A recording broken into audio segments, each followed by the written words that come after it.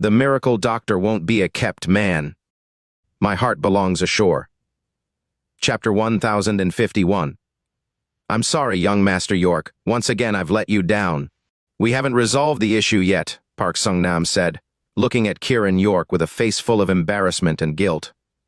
I wanted to give you a chance to become a hero in your country, but you couldn't seize it, Kiran replied, his expression calm as he looked at Park.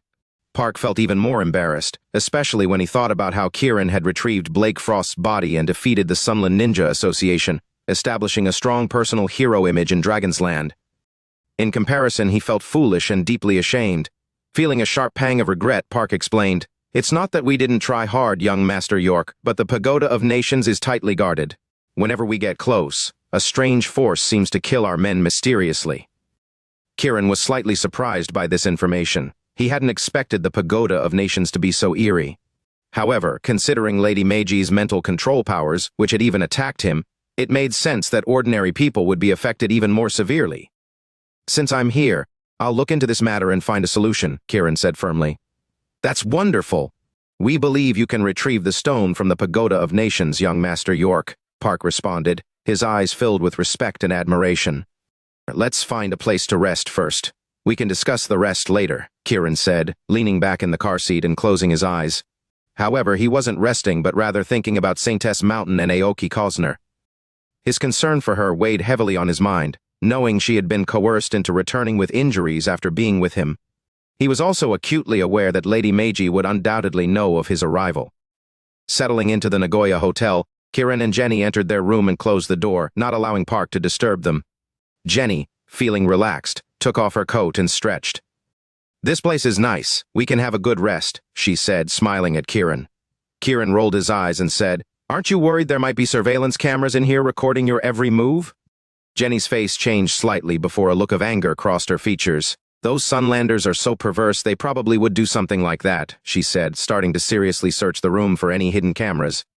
Kiran watched her with a helpless smile. After searching for a while and finding nothing, Jenny felt frustrated. Kiran remained seated, closing his eyes again, waiting for Lady Meiji. He believed that Lady Meiji would eventually make a move since she surely knew of his arrival. Yet, time passed and nothing happened, which puzzled Kiran. It seemed out of character for Lady Meiji to ignore him, especially considering her ability to control dreams and communicate with him mentally. There's nothing here. Even if there were, it wouldn't matter as long as I'm with you, Jenny grumbled, giving up on her search. Kiran opened his eyes and teased, As long as you don't expose yourself, it should be fine. How can I not expose myself when I'm with you? Jenny retorted, sitting on Kiran's lap. Before he could respond, she wrapped her arms around his neck, her eyes filled with desire. It's rare for us to have time alone. Let's enjoy it. Kiran felt a surge of emotion and looked at Jenny, who was clearly eager. You're insatiable, he said, lifting her and heading towards the bed. Since you want it, let's do it. Jenny didn't respond with words but kissed Kiran on the forehead, their faces glowing with smiles as they headed to the bed. Their relationship had grown very intimate, especially after their time at Jade Dragon Mountain. Just as they were about to reach a critical moment in their training, Kiran felt a sudden flash of light hit his mind. He focused his mental energy, trying to understand the situation. Kiran, you are very punctual, Lady Meiji's voice echoed in his mind, causing his body to shiver. Her tone held a hint of triumph. As Kiran tried to guess the reason for her satisfaction, he felt a tightness in his chest. Looking down, he saw that Jenny's face had turned pale. He realized that Lady Meiji had chosen this moment to attack, intending to disrupt their concentration. Damn it! Kiran cursed, breaking free from Lady Meiji's mental control. Despite his efforts, both he and Jenny felt their internal energy become chaotic, ultimately spitting blood and falling unconscious on the bed. As silence enveloped the room, a white figure appeared, a woman, both real and ethereal. Her presence was stunningly beautiful, almost otherworldly, exuding a mix of warmth and cold, maturity and allure. The woman's beauty was indescribable, beyond words. She slowly approached Kiran, a brilliant smile on her face, and reached out to touch him. Chapter 1052. At this moment, Kiran York's face was pale, with fresh blood still on his lips. His body seemed to be pulsating with some kind of energy. The woman's hand moved closer and closer to his body until it finally rested on his chest. Her fair fingers were as beautiful as jade, with neatly trimmed nails glowing faintly red, exuding an infinite allure. The instant her hand touched Kiran's heart, A powerful suction emanated from her hand, as if trying to pull his heart out of his body. Despite being unconscious, Kiran's body instinctively twitched, and his legs kicked involuntarily. The woman's face remained expressionless, as if everything happening before her was mundane and insignificant. She continued pressing her hand against Kiran's chest, concentrating her efforts. Kiran's chest began to bulge as if all his strength was gathering there, slowly moving towards his heart. At this point, a serene and confident smile appeared on the woman's face, as though she had discovered a treasure. She watched the accumulating energy in Kiran's body, which gave his skin a reddish hue. As the energy approached his heart, it became a bright crimson, like the color of dragon veins. Her smile widened, and she increased the pressure with her hand, her fingers starting to curve inward. She seemed intent on piercing Kiran's chest and extracting both his heart and the energy within it. Unconscious as he was, the flowing energy within him awakened Kiran, and he suddenly opened his eyes. He saw the woman's fair, lotus-like arm and her fingers about to penetrate his skin. "Who are you?" Kiran shouted, reaching out to grab her arm while looking at her. The woman's beautiful face showed a hint of regret, surprised that Kiran had awakened. A cold smile soon flashed in her eyes. Sensing the cold smile, Kiran felt a surge of fear. "Lady Meiji, I didn't expect you to dare come here," he said, tightening his grip on her arm. At first he felt a real arm, but soon the sensation disappeared, and her arm began to vanish. The fingers about to pierce his chest also faded away. Kiran looked at her curiously, turning to see Lady Meiji's figure gradually becoming translucent and disappearing. He punched at the fading shadow, hoping to disperse or kill it. The shadow vanished as his punch passed through it, causing objects on a distant table to be swept away and shattered by the force. Lady Meiji's shadow was gone. Kiran quickly stood up and ran to the living room, but it was empty.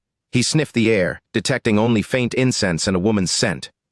Frustrated and angry at her cunning, he muttered, "Damn, Lady Meiji, I didn't expect you to be so treacherous. I also think you are quite the nuisance. I didn't expect your mental strength to have grown so much," Lady Meiji's voice echoed in Kiran's ears. He clenched his fists, scanning the room to confirm she was not present. "It seems I'll have to be more cunning to get the dragon vein energy from you. Take good care of it," she said calmly, showing no fear of Kiran. "Stop dreaming. You'll never get the dragon vein energy," Kiran retorted angrily. "Whether I get it or not isn't up to you." "It all depends on fate," she replied sweetly, naturally confident. Ignoring her, Kiran quickly ran back to the room to check on Jenny Leo. Jenny had also fainted due to unstable blood and energy in her body. Kiran realized that Lady Meiji's attempt to absorb his energy had inadvertently helped him awaken. He immediately supported Jenny's body, helping her sit cross-legged to adjust her energy flow. After about an hour, Jenny's energy stabilized, and she seemed to return to normal. Kiran gently hugged her, transferring some of his strength to her. They fell asleep in each other's arms, though Kiran remained restless, fearing Lady Meiji might strike again. The next morning, Jenny woke up feeling uncomfortable and noticed bloodstains on the bed. Looking at Kiran, she asked, "How do you feel now?" "I feel much better, but I don't understand what happened," Kiran replied. He explained how Lady Meiji's mental attack had nearly caused them to lose control during their training. Jenny was furious and shocked by the description of Lady Meiji's beauty, feeling a mix of envy and resentment. "What do you think she'll do next to try and take your dragon vein energy?" she asked curiously. Before Kiran could answer, they heard the sound of a card key being used to unlock the door, followed by an anxious woman's voice. Chapter 1053, Aoki Kosner's voice. Kiran York's eyes widened with surprise and joy as he looked at Aoki. She wore a checkered kimono, and although her face was pale, she looked much healthier. Her beautiful face was filled with urgency and excitement, and her delicate body trembled with emotion, tears streaming down her cheeks. Her eyes were full of longing, and her face showed how much she missed him. "Aoki Kosner!" Kiran shouted, running to her and hugging her tightly. Aoki hugged Kiran tightly, pressing her face against his chest and crying. Kiran also shed tears. His biggest worry about coming to Sunland had been Aoki Kosner. He had focused on the Pagoda of Nations instead of St. Tess Mountain to avoid Lady Meiji targeting Aoki. Seeing Aoki now, he felt a huge relief. Holding her, he felt secure. Jenny Leo stood nearby, jealous seeing Kiran and Aoki embracing and crying. She couldn't help but think, this jerk is always so lucky with women, one after another. After a long time, Kiran gently carried Aoki to the sofa, placing his hand on her wrist to check her pulse. Aoki sat obediently like a well-behaved child. Kiran quickly finished the checkup and found that Aoki had recovered well, except for some weakness. He was relieved, Great, I'm glad you're okay. Aoki nodded, excited. I've been resting well, but my wounds never heal completely. Never heal? Kiran was puzzled, his expression changing. He pulled open the front of her kimono, exposing her body to the air. Aoki blushed deeply, looking down in embarrassment. Kiran's gaze fixed on the scar on Aoki's chest. He was stunned to see the wound still looked the same as before, showing signs of muscle necrosis despite some healing. Didn't you seek medical treatment? Kiran asked, pained, as he gently laid Aoki down to treat her wound. I did, but the stitches never held, she replied. Kiran felt a deep ache in his heart, thinking about the suffering Aoki must have endured. Silly girl, why didn't you call me sooner? I would have come right away. Aoki's face showed happiness at Kiran's concern, tears flowing again. Kiran suppressed his pain and began treating her wound with a special medicine he had prepared. Aoki felt a bit shy as Kiran's warm fingers applied the medicine. As he watched her wound, he realized something was wrong. His medicine should have helped the wound heal quickly, but there was no change. Curiously, he gently touched the wound, causing Aoki to flinch in pain. Her wound is strange, your medicine doesn't seem to work either, Jenny commented, observing closely. Kiran nodded, his face serious. It's okay, maybe it's just like this, Aoki said, trying to ease Kiran's worry. Kiran remained silent, focusing his internal energy into his hand, which began to glow red. Aoki watched curiously as Kiran moved his hand over her wound, transferring his energy into it. The pain subsided under his touch, and the wound began to heal. After an hour, Aoki's wound was finally healed, leaving only a faint red mark. Kiran felt a great relief. Aoki, overjoyed, shed more tears. Kiran gently wiped her tears. Don't be silly in the future. Always tell me if something's wrong. Aoki nodded, but her tears kept flowing. Kiran thought about Jenny's words regarding Aoki's pure love and Lady Meiji's boundless hatred. He felt deeply moved by Aoki's goodness. Has Lady Meiji seen you? Did she do anything to you? Aoki shook her head, confused. I stayed at St. S Mountain and no one came to see me or asked anything. Kiran was surprised, recalling how Lady Meiji's mental attack nearly made him lose control. Why would she let Aoki be? I missed you but was afraid to come back and provoke Lady Meiji, risking your safety, Aoki explained. How did you know I was here? Kiran asked. Blushing, Aoki hesitated. Everyone knows you're here, so I came quickly to find you. Kiran felt his question was naive, but Aoki's genuine love made him feel sweetly happy. I'm glad I found you. My wound is healed now. What do you want to eat?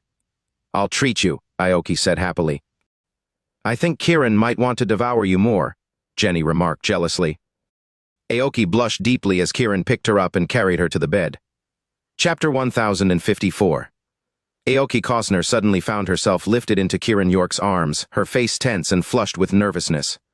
She clung tightly to his waist, burying her head in his chest, too shy to look at him. She couldn't help but wonder if Kiran was about to do something intimate with her. In truth, Kiran had no such intentions. He had noticed the red veins in Aoki's eyes, a sign of her prolonged anxiety and lack of rest. Now that her wound was healed and he was here, he just wanted her to get a good night's sleep. After laying Aoki on the bed, Kiran gently held her in his arms. Aoki, thinking Kiran might do something, felt nervous and bashful. However, as his hands gently stroked her soft body, she soon felt a wave of fatigue and slowly drifted off to sleep. Seeing her asleep, Kiran hesitated for a moment but decided to stay, holding her as he also fell asleep. Jenny Leo watched them sleep soundly, feeling a bit jealous, but ultimately chose not to wake them. Instead, she went to the sofa to watch TV. Meanwhile, at Konta Yasuda's villa, Konta was covered in bandages, clearly having been badly beaten. Damn it! He cursed angrily, glaring at his bodyguards, who stood silently with their heads bowed. Pacing back and forth, Konta couldn't stop cursing Kiran for the humiliation he had suffered. When can Kanpei Ichiro make his move? He suddenly asked a bodyguard. We've contacted him, but he said it will take at least 2 more days, the bodyguard reported. Konta's fury intensified and he slammed his fist on the table. I can't wait another second. I can't stand it. The bodyguard stood silently, unsure how to respond. About 10 minutes later, he stood up and walked out. The bodyguards quickly followed behind. Get lost! Konta scolded angrily and chased the bodyguards away. He stormed out of the villa, driving away.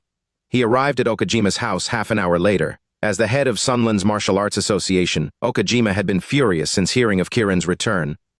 Kiran's previous battle with the Ninja Association had nearly cost Okajima his position. Now, Kiran's return threatened his standing even further. Okajima was relaxing and surrounded by women when Konta arrived. "Konta, have a seat. I know you've been humiliated today," Okajima said, motioning to a chair while keeping his arms around the women. Konta sat down, seething. Sensing Konta's anger, Okajima reluctantly dismissed the women. Once they were alone, Konta said, "I need Kanpei Ichiro to kill Kiran York soon." Okajima, sharing Konta's anger, sighed. "I want him dead too, but these martial artists are highly self-centered. They don't listen to us." Frustrated, Konta snapped, "Can't you persuade him to act faster?" Okajima shook his head. "It's beyond my control." "Then what can you control? Are you just going to accept being humiliated?" Konta fumed. Okajima, aware of the benefits he received from Konta by way of women and money, tried to stay calm. "You have to understand that those with great martial skills are very arrogant. They don't heed our words." Despite his anger, Konta calmed down a bit. "Kiran is so arrogant and the woman with him is even worse," he grumbled. "You could use other methods," Okajima suggested coldly. "What do you mean?" Konta asked eagerly. "Make sure Kiran can't rest or poison him, anything to disrupt his peace," Okajima elaborated. Konta's eyes lit up with the idea. "Since they're in our territory, we can make sure he suffers." Encouraged, Okajima added, "Try anything to keep Kiran you unsettled." Konta muttered, "You're using me as your weapon. Why don't you do it yourself?" Okajima explained, "I'm the association head. If I act directly, it's inappropriate, but you have nothing to lose." "Fine, I get it," Konta said, dialing his phone. "Send some men and women to the Nagoya Hotel to cause a ruckus. Make sure the whole place is in chaos," he ordered, hanging up with a sinister smile. Okajima was delighted by the plan. "You're brilliant. This is a great idea." Konta replied with a wicked grin. "If we can't beat them in a fight, we'll use cunning." They both laughed maliciously. Within half an hour, the Nagoya Hotel was filled with noise and chaos, a cacophony of men and women voices. Chapter 1055. Kiran was sleeping while holding Aoki when the sudden noise woke him up, his brows furrowing in annoyance. He glanced at Aoki, still sleeping sweetly, and decided not to wake her. He climbed out of bed and went to the living room. He saw Jenny Leo watching TV, her face blushing, seemingly affected by the noise. Seeing Kiran, Jenny jumped off the sofa and rushed to him. Kiran could feel the heat emanating from her body and saw the desire in her eyes, clearly influenced by the sounds. Kiran frowned. "Why is there suddenly so much chaos with men and women in this hotel?" Jenny, ignoring his question, continued to press her soft body against him, trying to provoke a reaction from Kiran. He felt a mix of seduction and anger, finding the situation in the hotel too outrageous. "Stop for a moment. I'll make a call to find out what's going on," Kiran said, picking up the phone and dialing Park Sung-nam.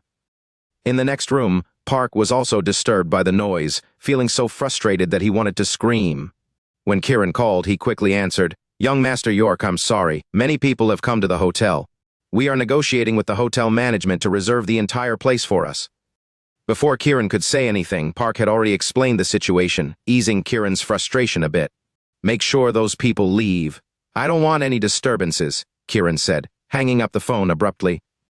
On the other end, Park felt the tension, knowing Kiran was angry. He immediately sent people to resolve the issue, willing to pay any price. Unfortunately, the hotel's management refused to reserve the entire hotel, no matter how much money Park offered. Frustrated, Park sought other hotels but quickly found that none would accommodate Kiran. Realizing this was a deliberate effort to antagonize Kiran, he didn't dare hide the truth and called Kiran back. Meanwhile, Jenny was behaving like a frenzied kitten in Kiran's arms, making it hard for him to think clearly. Seeing Park's call, Kiran answered quickly, "Why hasn't this been resolved yet?" "I'm sorry, young Master York. I've contacted them, but they won't let us reserve the hotel," Park said, his voice filled with frustration. "Did you contact other hotels?" Kiran asked, his tone harsh. "I did, but they all refused to accommodate you," Park replied, trying to stay calm. Kiran now understood that this was a deliberate act by his enemies. With a cold smile, he said, "I didn't expect Sunlanders to be so shameless. What should we do, young Master York?" Park asked, seeking Kiran's direction. "What can we do?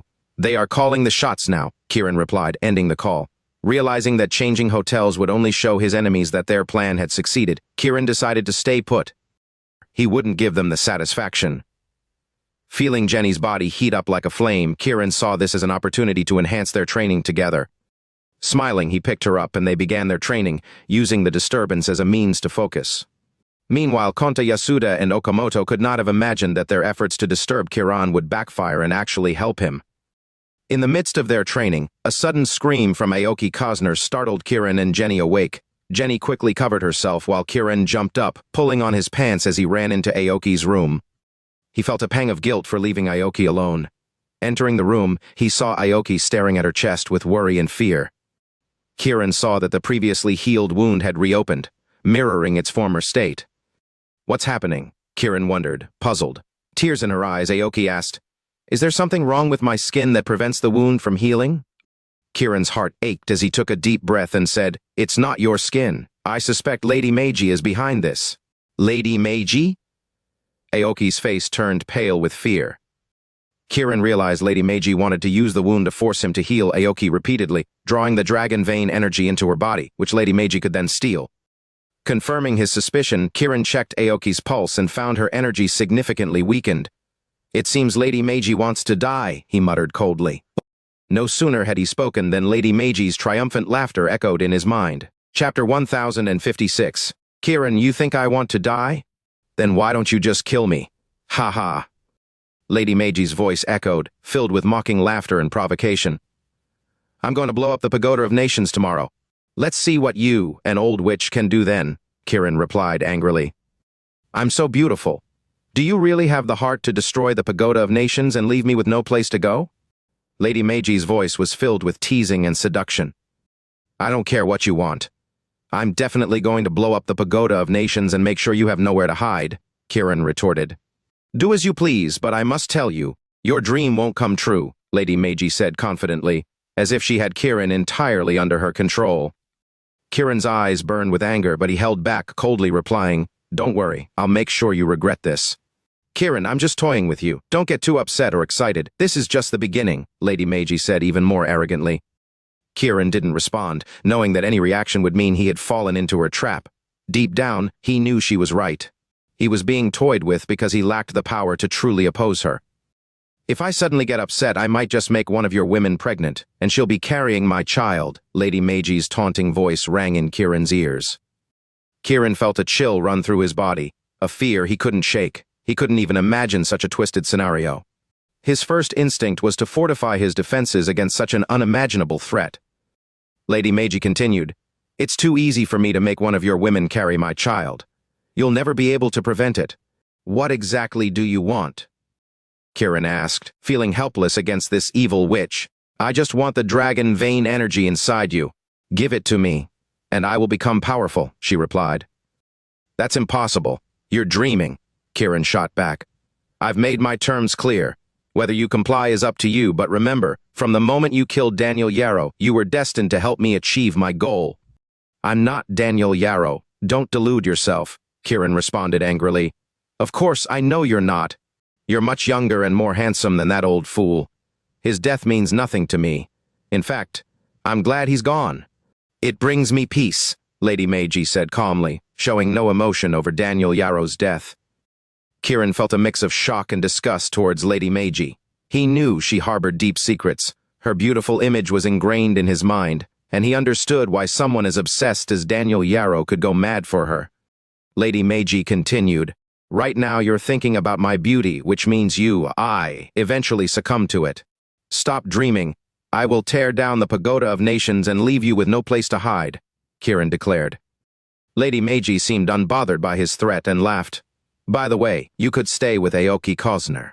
Maybe then her wound will truly heal." Kiran was infuriated by her suggestion. "You're despicable, utterly shameless. Call me what you will. Remember, the Pagoda of Nations is heavily guarded. You won't get close unless you come alone," Lady Meiji warned. Kiran felt like he was walking into a well-laid trap. His anger boiled, and his fists clenched tightly. "Come, when you do, I'll reveal more secrets. Aoki Kosner's wound will heal, and everything will be resolved. I'll even show you things you've never experienced." Lady Meiji's voice faded, but left Kiran yearning. He bit his tongue hard to clear his mind, his back drenched in cold sweat from the tension. Lady Meiji's continuous temptations were meant to trap him. Kiran turned to look at Aoki, lying pale on the bed, her wound looking like a gaping maw ready to swallow him. Not wanting her to suffer, he healed her wound once more. However, he noticed that the strength he gained from training with Jenny had vanished. Feeling a deep unease, Kiran wondered if this was a bottomless pit. Anger surged and he stood up. "Kiran, where are you going?" Aoki asked anxiously. "Stay here with Jenny." "I'm going to the Pagoda of Nations to confront that witch," Kiran told Jenny. "I'm coming with you," Aoki said firmly. Kiran shook his head. "If she takes over your bodies, I'll be trapped. I must go alone." Understanding, Aoki nodded sadly. Kiran left the room, finding Jenny ready to go. "You stay here with Aoki. I'll go alone," Kiran insisted. "We should go together. I can help you, and Aoki will be safe here," Jenny said. Kiran hesitated, but Jenny reminded him, "Don't forget, I have the little rascal inside me. It might help us." Kiran's expression softened, and he nodded. Together they set off for the Pagoda of Nations under the cover of night. Chapter 1057. By the time Kiran York and Jenny Leo arrived at the Pagoda of Nations, it was already deep into the night. The surrounding area was brightly lit, but the inside of the pagoda was eerily quiet. The two of them surveyed the area, noting the tight security in place. Given that the stones inside the pagoda were collected from various countries, it was a symbol of victory for Sunland, and so naturally guarded heavily. Silently, the two of them looked at the pagoda.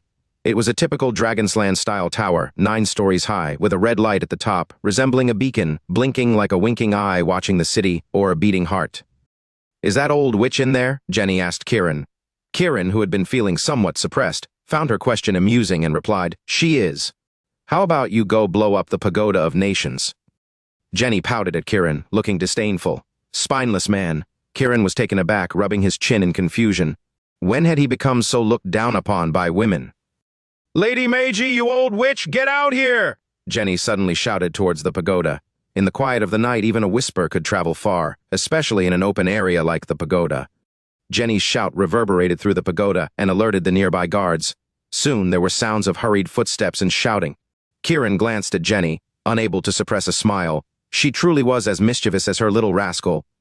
Jenny, unfazed, shrugged at Kiran, looking proud. "How's that, aren't I manly? You should be called a tomboy." Kiran joked back.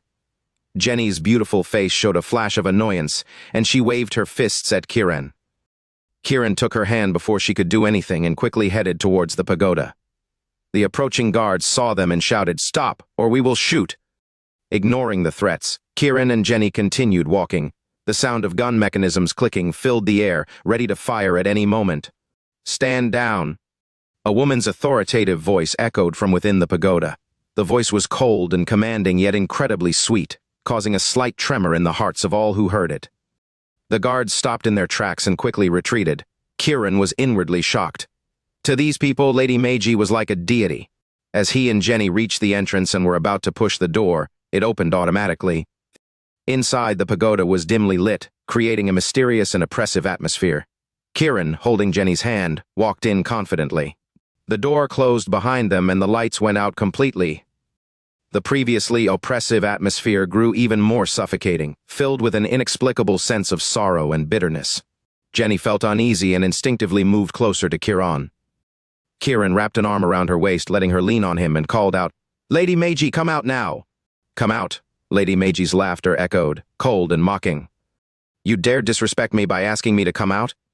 Kiran sneered, "You're neither human nor ghost. If you don't come out, will you crawl out?" "If you want to crawl out, I don't mind," he added. "Kiran, you're making me angry. Do you know what that means?" Lady Meiji's voice was filled with disdain. "I don't care about the consequences. I'm here to kill you, so the angrier you get, the better," Kiran replied calmly. "Kill me? Do you have the ability? Have you forgotten what happened tonight?" Lady Meiji's voice dripped with scorn. Kiran remained composed. "You know my resolve. I came here determined to kill you." "Your resolve means nothing. You can't kill me. Even the powerful Axel Yanes couldn't kill me. What makes you think you can?" Lady Meiji mocked. "I don't need your taunts to spur me on. They mean nothing to me," Kiran replied steadily. Lady Meiji was slightly taken aback by Kiran's calmness, then laughed coldly. "You seem ignorant of the dangers. I'll give you a chance to live. Do you want me to give up the dragon vein energy and leave peacefully?" Kiran asked mockingly. "Since you know there's no need for more words, make your choice," Lady Meiji replied. "If you don't, you won't get another chance." Kiran laughed again. "I'll never make that choice. Then I'll make sure you never get the chance to choose. Lady Meiji's voice was now filled with anger and killing intent. Kiran ignored her, turning to Jenny and saying, I love you. Jenny was stunned by his words. Kiran leaned in and kissed her on the lips. Chapter 1058. Jenny didn't understand why Kiran kissed her at that moment. Though they were already very close, she still felt a bit excited. Like an adorable little child, she wrapped her arms around Kiran's neck and kissed him passionately. The kiss filled their hearts with deep love, radiating like the vast waves of the ocean and the dazzling sun, spreading throughout the Pagoda of Nations. Lady Meiji, who had remained hidden, sensed this power and became furious. Her hoarse voice shouted, You're courting death! Kiran felt even happier upon hearing her anger. He knew that Lady Meiji had turned into a demon due to her immense hatred. Her boundless hatred had also led to the creation of Aoki Kosner's pure love beneath Saintess Mountain. He kissed Jenny intentionally, using their love to provoke Lady Meiji. With Lady Meiji now enraged, Kiran's kisses became even more sincere and passionate. Although Jenny didn't understand the reasons, she deeply loved Kiran and naturally immersed herself in the moment. Their intimacy finally pushed Lady Meiji over the edge. She transformed into a white light and charged at them. Jenny felt the attack and prepared to defend herself, but Kiran held her tighter and kissed her more fervently.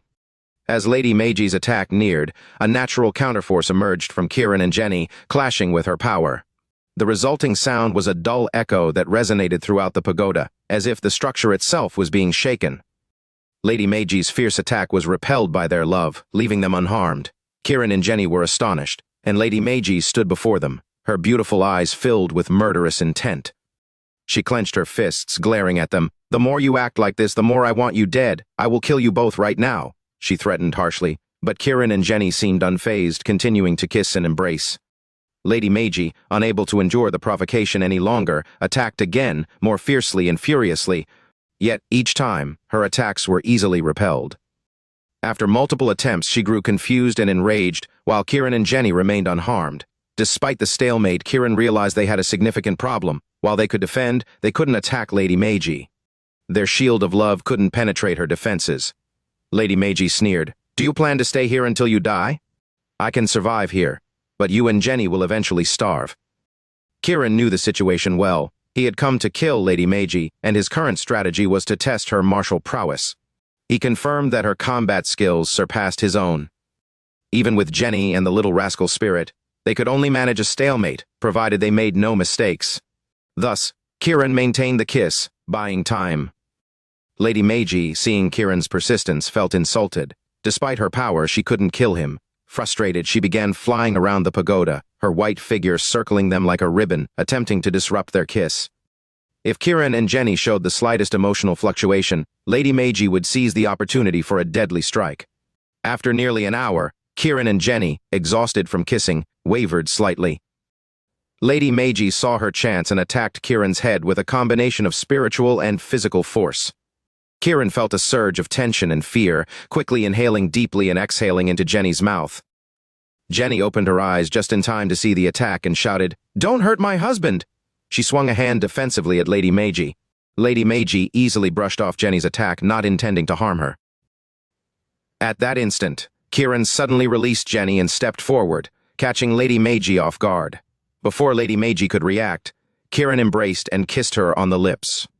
Chapter 1059. Kiran York unexpectedly kissed Lady Meiji. It was simply unimaginable. Jenny Leo stood beside them, dumbfounded, feeling like she was dreaming. The most shocked, however, was Lady Meiji. She had always believed herself to be in control, toying with others at her whim. Never had she thought that she would be kissed so boldly by Kiran. For a moment, she was at a loss for how to react, like a bashful little girl unsure how to reject him. While kissing her, Kiran felt her energy and suddenly, without warning, punched her hard in the abdomen. Caught off guard, Lady Meiji felt as if her body shattered like glass. She coughed up a mouthful of blood, which went straight into Kiran's mouth. Ah! Lady Meiji screamed in pain as she was thrown backward. Her form began to waver, becoming a faint shadow, evidently weakened. At the same time, Kiran was also pushed back, hitting the wall hard. His face turned pale, and blood dripped from the corner of his mouth, but his body started to turn red. Damn you, Kiran! Lady Meiji cursed him angrily. Kiran, why did you kiss that old witch? Jenny asked, her face showing both jealousy and anger. Lady Meiji was even more furious. She had been kissed and was now being called an old witch. She prided herself on her beauty, and being insulted this way was unbearable. Kiran said nothing, merely waving his hand as he quickly adjusted his breathing. As he did, his energy began to stabilize, and he grew stronger. Jenny watched in astonishment, not expecting Kiran to become more powerful after kissing Lady Meiji. Damn it! Lady Meiji's form gradually solidified as she approached Kiran, though she was visibly weaker than before. Meanwhile, Kiran's strength continued to grow, his aura intensifying. Halfway to Kiran, Lady Meiji stopped, glaring at him with rage. Kiran opened his eyes, a joyful expression on his face. I didn't expect you to steal my blood of life and try to merge it with yours. Now your blood of life is in my body. Since Lady Meiji had used her spiritual power to take his blood of life in Dragon City, Kiran had been pondering how to retrieve it. During their initial encounter, he sensed the presence of his blood of life. Knowing that he couldn't forcibly reclaim it due to her strength, he used the unexpected kiss to take it back. Lady Meiji never anticipated this. On one hand, she wondered why Kiran would kiss her. On the other, she knew he saw her as neither human nor ghost. The unexpectedness of the kiss allowed Kiran to execute his plan successfully. Her greatest frustration was that she had been integrating Kiran's blood of life with hers to better absorb his dragon vein energy.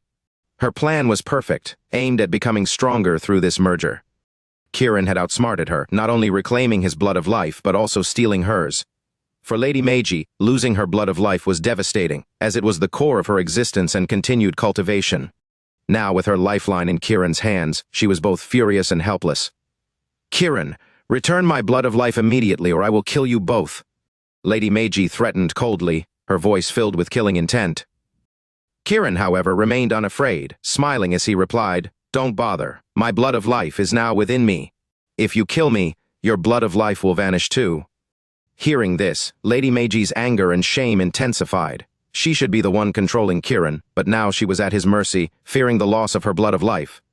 You cunning Kiran, you will regret this. Lady Meiji spat before her body vanished. Old witch, don't go. Jenny shouted at Lady Meiji, preparing to attack.